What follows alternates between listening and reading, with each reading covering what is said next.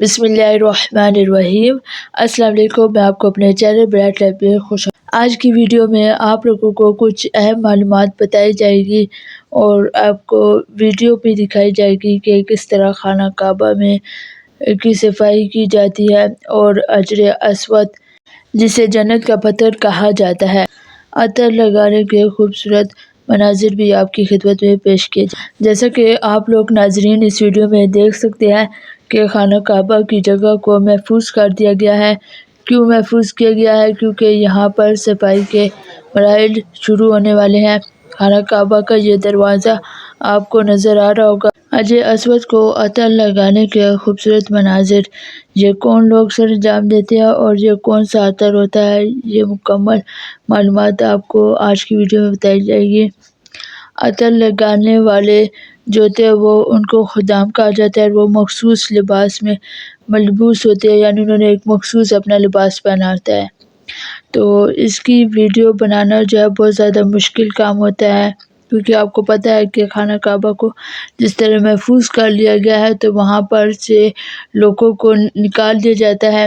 جہاں تک ہماری پہنچ تھی وہاں تک تو ہم نے ویڈیو بنا لی، مگر اس کے آگے ہم ویڈیو نہیں بنا سکے۔ ہماری جو کوشش تھی کہ ہم آپ کو پوری ویڈیو دکھائے، مگر ہماری کوشش ناکام ہوئی۔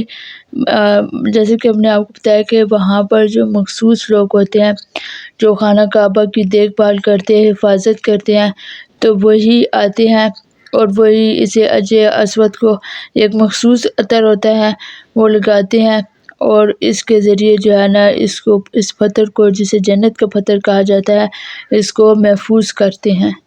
حجر اسود پر لگایا جانے والا عطر عام طور پر اعلیٰ قسم کا ہوتا ہے اور اس میں اکثر عود اور عنبر جیسے خاص اور خوشبودار اجزاء استعمال ہوتے ہیں۔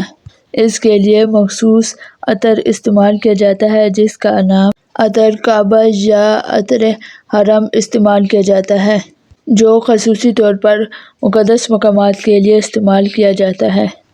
ہمارے چینل کو دیکھتے رہیں تاکہ آپ کو اسلامی معلومات بر وقت مل سکے۔ انشاءاللہ اگلی ویڈیو کی خدمت میں پیش کی جائے گی۔ دم کیا ہے اور دم کیوں لازمی ہوتا ہے اور قرآن پاک میں اس کے کیا احکامات؟ تب تک کے لیے اللہ حافظ۔